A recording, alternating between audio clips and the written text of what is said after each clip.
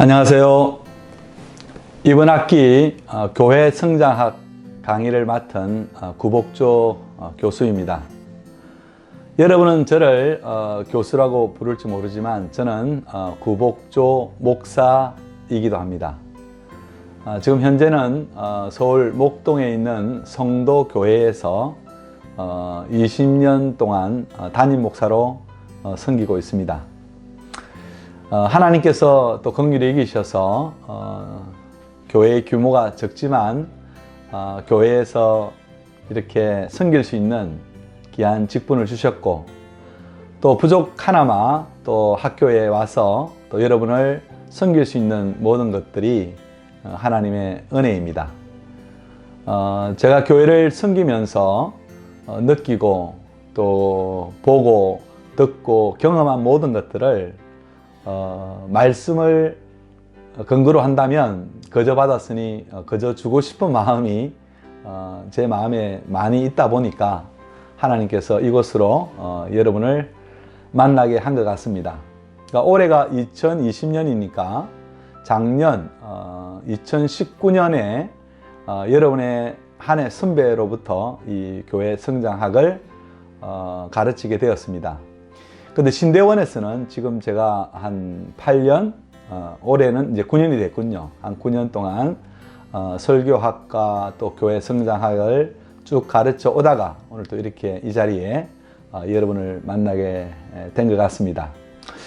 이번 학기가 하나님께서 또 기회를 주신 것이고, 또 하나님께서 우리에게 또 좋은 만남을 주셨다라고 제가 생각하고, 오늘 부터 시작되는 이 강의가 여러분에게는 또 도전이 되고, 또 저 역시 가르친다라는 생각보다는 함께 배우는 그런 마음으로 이번 학기가 계속 진행되었으면 좀 좋겠습니다. 자, 제가 여러분에게 그 실레버스를 다 출력한 줄 알지만 또 보내드린 그 강의 이 오리엔테이션을 오늘 첫 시간에 하도록 하겠습니다. 제 이름은 거기에 나온 대로 구복조입니다. 그리고 제 전화번호가 있고 또 메일 주소가 있으니까 전화번호와 이 메일을 알려드리는 것은 다른 이유가 아니고 여러분이 궁금한 사항이나 또 꼭 이렇게 질문하고 싶은 것들이 있거나 또 뭐 인생 상담도 좋고 또 목회에 관하여 궁금한 것들이 있다면 언제든지 메일로 또 전화로 또 SNS로 연락을 주시면 제가 같이 상담도 하고 또 대화를 하는 그런 시간들을 나누도록 하겠습니다.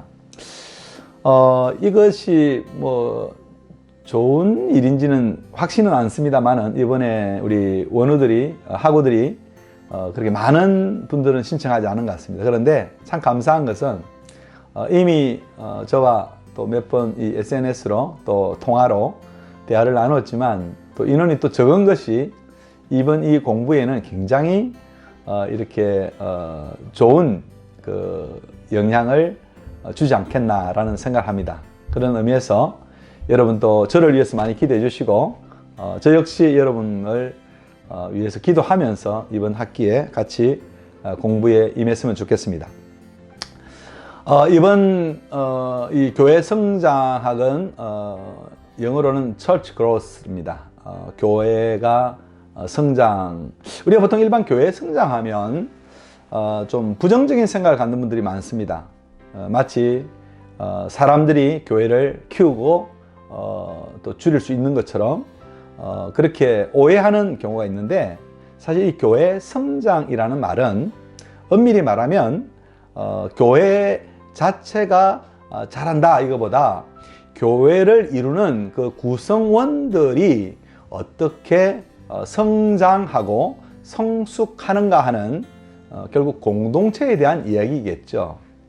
그래서 이번 학기에 우리가 함께 공부하면서 이 그 타켓으로, 그러니까 목표로 삼을 이 과목에 계열화 할까요? 여러분 그 실리버스에 나온 대로 보시면 그 첫 번째는 교회 성장학의 성경의 근거를 제시할 것입니다. 특별히 우리 기독교에 있어서 모든 학문은 성경이 기초고 성경이 근거의 제시가 되어야 되는 것은 분명합니다. 그것은 변함없는 진리죠. 그 가운데도 이 교회 성장학이 성경의 근거를 갖지 못한다면 그 교회 성장학은 말 그대로 사상 누각이 될 수 있지 않겠나라는 생각을 합니다. 그런 의미에서 이번 학기에는 교회 성장학이 성경에서는 도대체 뭘 말하고 있는가?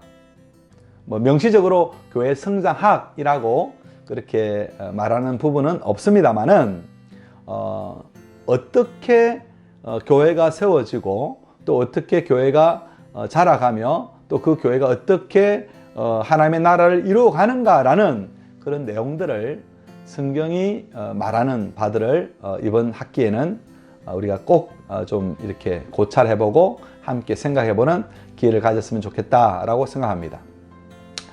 두 번째는 여러분 실러버지에 나온 대로 교회 성장학의 신학적인 고찰 및 사회학적 기초에 대해서 좀 공부를 해보려고 합니다. 성경이 뿌리라면 이 신학이라는 것은 그 뿌리를 통해서 세워지는 나무라고 볼 수 있습니다. 그러니까 교회 성장학이 많은 오해를 받는 이유가 이런 신학적인 고찰 없이 여러분 뭐 이런 말 들어보셨죠? 뭐 매 잡는 게 꽁 잡는 게 매라 뭐 이런 식으로 어떤 결과물만 만들어내면 뭐 신학적인 어떤 그런 문제는 문제없다 이렇게 말하는 이런 분들이 많은데 그렇지 않습니다. 분명히 교회 성장학도 어떤 신학적인 어떤 그런 근거가 있을 뿐만 아니라 이 신학적인 근거가 튼튼하면 튼튼할수록 마치 나무의 그 이 덩치가 이 뿌리를 통해서 자양분을 많이 받음으로 말미암아 그 힘이 커짐으로 말미암아 많은 가지를 내고 열매를 맺을 수 있던 것처럼 이 교회 성장학에 있어서 이 신학적인 고찰은 굉장히 중요합니다. 그뿐만 아니라 이 사회학적 기초를 우리가 좀 한번 생각해 보기를 원합니다. 좀 다시 부연해서 설명을 한다면 교회는 외딴 섬이 아닙니다.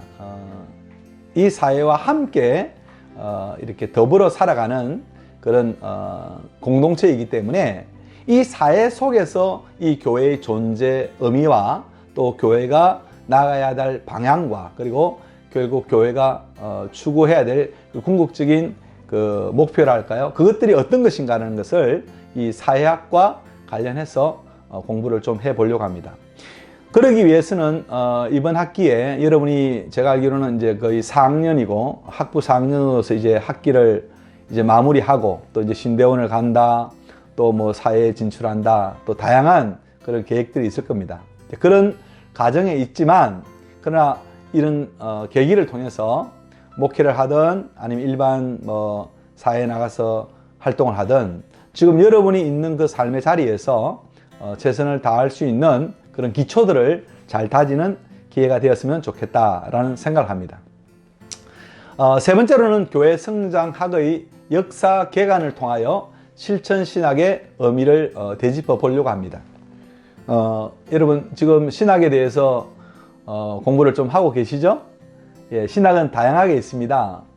우리가 뭐 잘 아는 조직신학도 있고 역사신학도 있고 또 뭐 성서신학도 있고 한데 이런 조직신학, 역사신학 또 뭐 성서신학 이런 다양한 신학들의 그 열매라 그럴까요? 결과물은 어떻게 보면 실천신학이라고 볼 수 있습니다.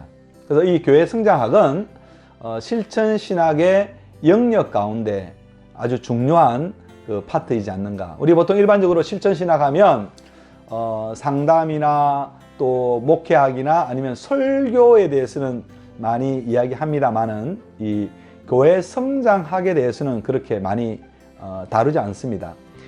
그러나 우리가 나중에 이제 수업 시간에도 다루겠지만 이 교회 성장학에 있어서 대표적인 인물이라고 한다면 도널드 맥가브란일 겁니다. 이 도널드 맥가브란이 교회 성장학을 태동시킨 어떻게 보면 성경적인 원리나 또 이런 사회학적인 관점에서 이 교회 성장학을 학적으로 세운 사람인데 그런 사람들이 가졌던 그 열정, 그들이 도전했던 그 교회 성장학이 갖고 있는 그 의미들이 무엇인가를 한번 진지하게 살펴보면서 이 교회 성장학은 또한 실천신학의 한 분야에 굉장히 중요한 요소로 작용하고 있다는 것을 여러분들이 한번 배울 수 있는 그런 기회가 되었으면 좋겠습니다. 참고로 말씀드리고 싶은 것은 이제 여러분이 학부를 졸업하고 신대원을 가게 되면 NDB나 또 THM을 가게 되면 교회 성장학이라고 하는 또 과정을 수업하게 됩니다. 이제 그때는 말 그대로 이제 교회 개척에 대한 공부라든지 또 교회를 어떻게 성장 시켜가는 어떤 그 전략들을 또 배울 수도 있을 것이고, 또 교회 성장학이 갖고 있는 그 여러 가지 과정들을 공부하게 되겠지만, 이번 학부에서는 그런 역사적인 개관들을 쭉 한번 살펴보면서 여러분이 또 신대원에서 공부할 내용들을 좀 더 뭐라 표현해야 될까요? 좀 이렇게 미리 기초하는 작업들을 이번 이 기간에 갖도록 그렇게 하겠습니다. 어쨌든 이런 크게 세 가지 목표를 가지고 이번 이 수업을 진행한다는 사실을 여러분이 기억하시고 꼭 같이 이렇게 힘을 좀 내어줘서 하면 좋겠습니다. 자, 그러면 이번 이 학기에 우리가 수업하기 전에 제가 소개할 책을 잠시 알려드려야 되는데요. 먼저 이번 주 교재라고 할 수 있는 리차드 코킨의 교회 성장 DNA. 제가 오늘 책을 가지 않고 이 패드에 있는 책을 소개를 하려고 합니다. 저는 이렇게 제가 책을 구입해서 이렇게 패드에 놓고 이렇게 읽고 줄도 그어가면서 이렇게 하는데, 여러분들도 지금 뭐 되게 요즘 그렇게 할 줄 압니다. 이 리차드 코킨의 이 교회 성장 DNA는 여러분이 이미 책을 보신 분도 계시겠지만, 이 책 내용을 살펴보면 이 책의 내용이 어디에서 나오냐면 사도행전 20장에 나오는 그 사도 바울이 밀레도에서 그 에베소 교회 장로들을 청하여서 그들과 함께 고별하는 그 현장에서 설교했던 내용들입니다. 우리 성경을 한번 찾아볼까요? 성경은 창세기 20장 17절부터 제가 한번 읽어드리겠습니다. 여러분 한번 참고로 여러분은 성경 이 방송을 보면서 볼 수 있으면 좋겠습니다. 20장 17절입니다. 제가 말씀이 좀 길지만 한번 쭉 읽어볼 테니까 한번 들어보십시오. 바울이 밀레도에서 사람을 에베소로 보내어 교회 장로들을 청하니 오매 그들에게 말하되, 아시아에 들어온 첫날부터 지금까지 내가 항상 여러분 가운데서 어떻게 행하였는지를 여러분도 아는 바니, 곧 모든 겸손과 눈물이며 유대인의 관계로 말미암아 당한 시험을 참고 주를 섬긴 것과 유익한 것은 무엇이든지 공중 앞에서나 각 집에서나 끄리낌이 없이 여러분에게 정하여 가르치고, 유대인과 헬라인들에게 하나님께 대한 회개와 우리 주 예수 그리스도에 대한 믿음을 정언한 것이라.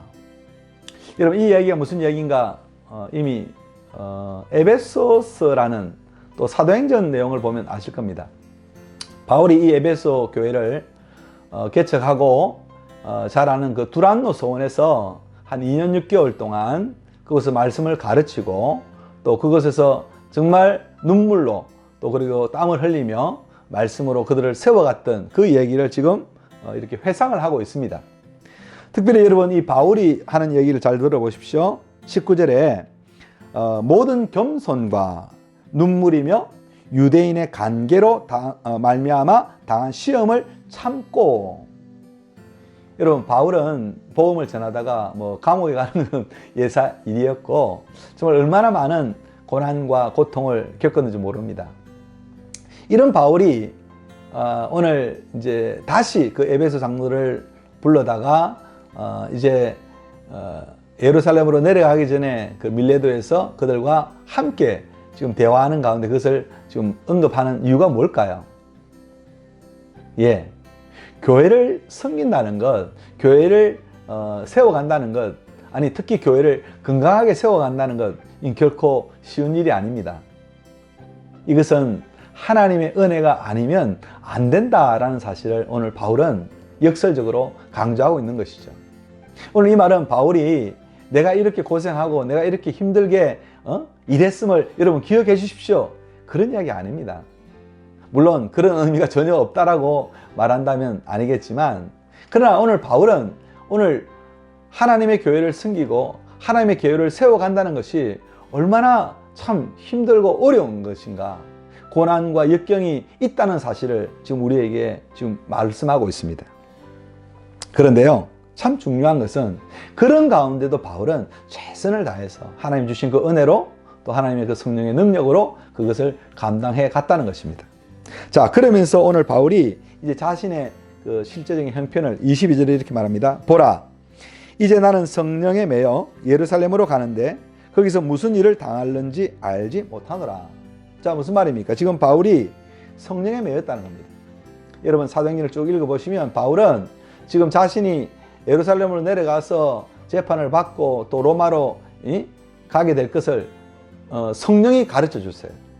그런데 그는 그것을 알고도 피하지 않고 결박당하기를 원하여 가고 있습니다. 그래서 말합니다. 23절이죠. 오직 성령이 각 성에서 내게 정언하여 결박과 환난이 나를 기다린다 하시나. 보십시오. 지금 그런 환난과 그런 결박이 자기를 기다리고 있지만 자기는 가지 않을 수 없다는 겁니다. 그래서 이렇게 말합니다. 내가 달려갈 길과 주 예수께 받은 사명 곧 하나님의 은혜의 복음을 증언하는 일을 마치려 하면은 나의 생명조차 조금도 귀한 것으로 여기지 아니하노라. 여러분 이 말씀 많이 들어보셨고 또 신학을 하는 사람들이라면 이 말씀 굉장히 좋아하시죠. 그러나 이건 이제 좀 팁인데요.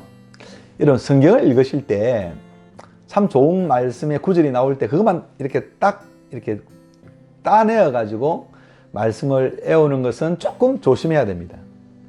무슨 말이냐면 하나님의 말씀은 첫째로 이 문맥적으로 이 말씀이 지금 무엇을 이야기하는가를 우리가 참 좋아하는 그 말씀의 전후를 잘 읽어내야 됩니다. 여러분 오늘 이 말씀은 무슨 이야기입니까? 지금 바울은 성령이 자기에게 환난과 결박이 있다는 것을 알매도 불구하고 이 길을 가겠다는 거예요. 여러분 이것은 보통 고백이 아닙니다.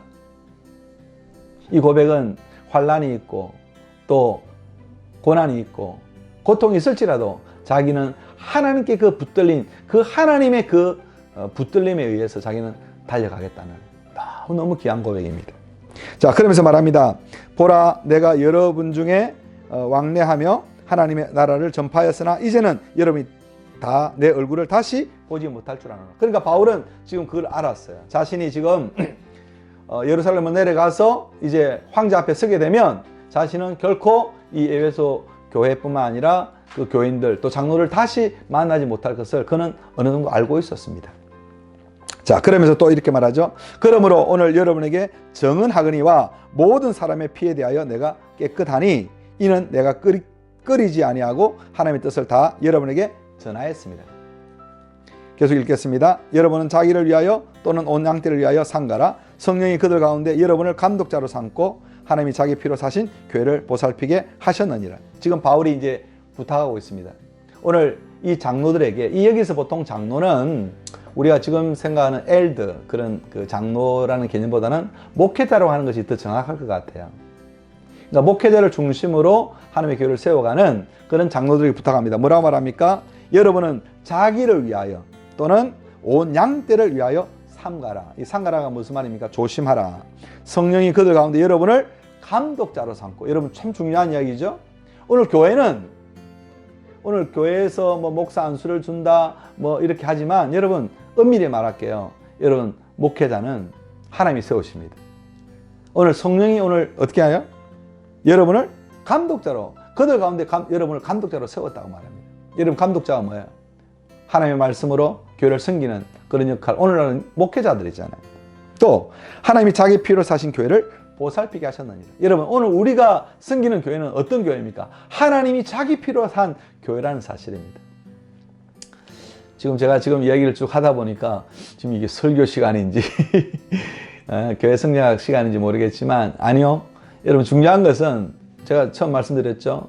우리 교회 성장학 역시 말씀의 기초에 바른 그 해석과 또 어떤 관점을 가지 않고는 그 학문적인 그 기초는 흔들릴 수밖에 없습니다. 그래서 제가 좀 강조를 하니까 여러분이 이해를 해주시고. 자, 그런데 바울이 아주 중요한 이야기를 합니다. 29절입니다.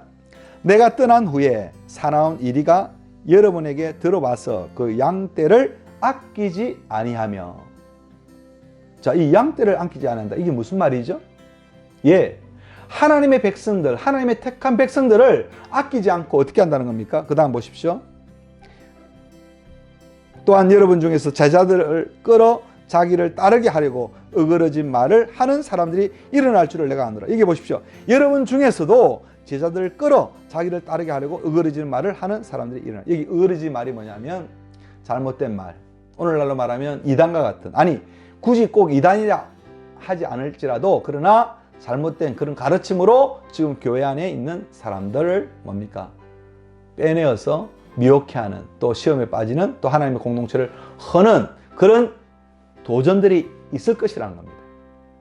여러분, 이번에 이 코로나 이 19 사태는 어떤 의미에서 보면 하나님께서 하나님의 교회와 하나님의 백성들을 거룩하게 하시는, 깨끗하게 하시는 참으로 놀라운 하나님의 섭리가 있는 줄 저는 그렇게 생각합니다.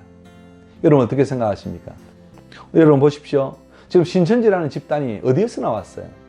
역사적으로 거슬러 올라가면 이들은 이단의 그 뿌리인 박태선이나 또 문순명 이런 계파의 또 한 부류로 분류할 수 있고, 물론 결국 그들 역시 교회를 표방하고 있지만 결국 뭡니까?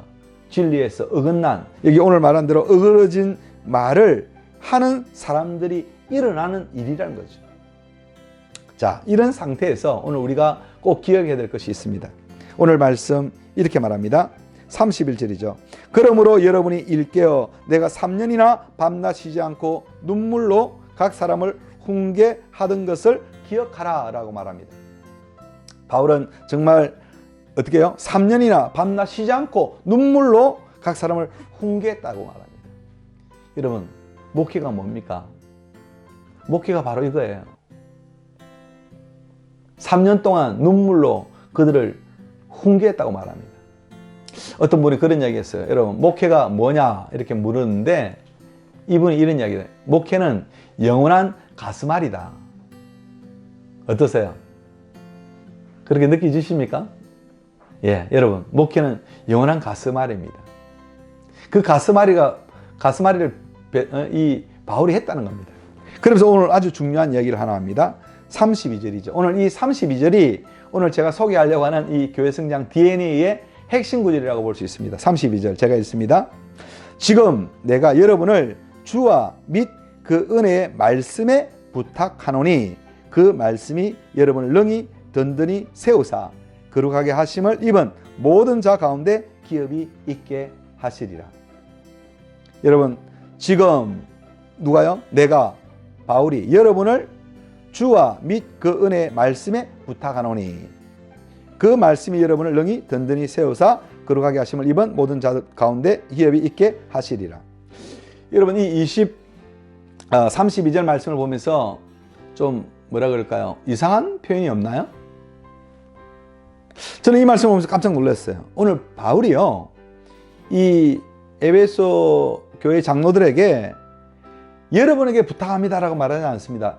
여러분을 주와 및 그 은혜의 말씀에 부탁합니다 합니다. 정확하게 말하면 바울은 사람에게 장로님들 교회 잘 부탁합니다. 교회 잘 지켜주세요. 교회 그런 이리들의 위협이 있으니 잘 막아주세요. 그렇게 부탁하지 않습니다. 오늘 오히려 바울은요, 이 사람들을 누구에게요? 주와 및 그 은혜의 말씀께 부탁하고 있다는 거죠. 그렇다면 이게 무슨 말입니까? 여러분, 교회는 사람이 지킨다고 지켜지는 것이 아닙니다. 사람이 교회를 세운다고 세워지는 것이 아닙니다. 여러분, 교회는 주님께서 당신의 말씀으로, 그분의 그 은혜의 말씀으로 세워지는 줄 믿습니다. 여러분, 오늘 이 말씀이요, 여러분의 가슴에 딱 각인되면 이번 학기 교회 성장학 다 배웠다고 해도 틀리지 않습니다. 교회 성장 DNA 결론 나왔습니다. 교회는 말씀이 교회를 세우고 말씀이 교회를 깨끗하게 하고 말씀이 교회를 세워가는 그게 바로 교회 성장이에요. 그게 바로 교회 성장의 DNA입니다. 여러분 기억하십시오. 오늘 이 말씀이 입은 이 교회의 성장학 전체적인 주제 구절이라고 할 수 있고 이 교회 성장 DNA 이 책에서 말하려고 하는 가장 중요한 핵심적인 구절입니다. 자, 이제 오늘 첫 시간의 앞부분에서 조금 이제 정리를 하도록 하죠. 제가 오늘 이 책을 한 권 소개하는데 이렇게 말씀을 길게 하는 이유가 있습니다. 여러분은 어떻게 생각합니까? 이번 이 코로나 사태가 오늘 우리 이런 수업을 이렇게 함께 하지 못하고 이런 동영상으로 수업을 하게 하는 그 이유가 뭐라고 생각합니까? 저는 여러분에게 그 답을요 미리 말씀드리고 싶지 않습니다. 이번 학기 내내 고민하면서 한번 같이 생각했으면 좋겠습니다. 감사합니다.